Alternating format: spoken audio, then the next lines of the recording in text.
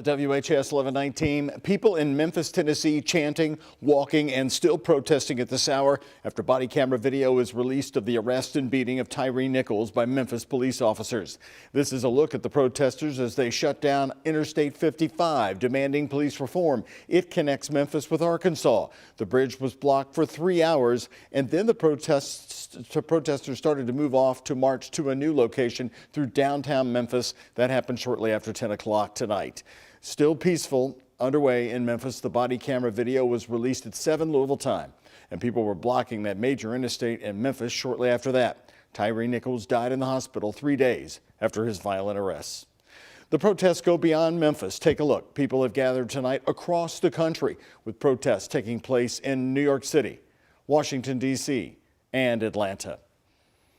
Here in Louisville, there were no protests tonight, and the videos are hard to watch, but we're sharing them for transparency tonight.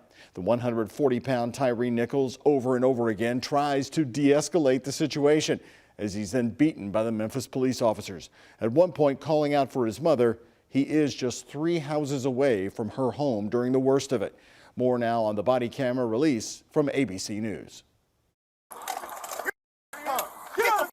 Tonight, 4 graphic videos newly released by authorities in Memphis capturing the moment 5 now fired police officers stopped and beat unarmed 29-year-old Tyre Nichols after a traffic stop. Officers seen savagely kicking and punching Nichols and deploying pepper spray. Nichols, not far from home, desperately calling out for his mom. Mom!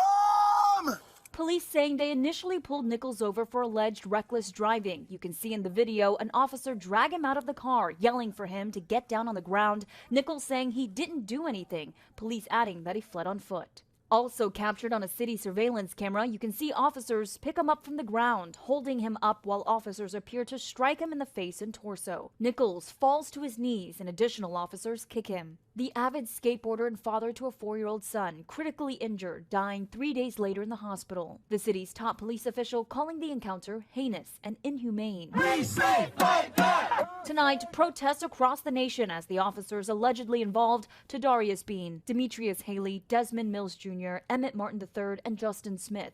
Each face second-degree murder and other charges, including aggravated assault and kidnapping. An internal investigation concluded the officers used excessive force and failed to intervene or render aid.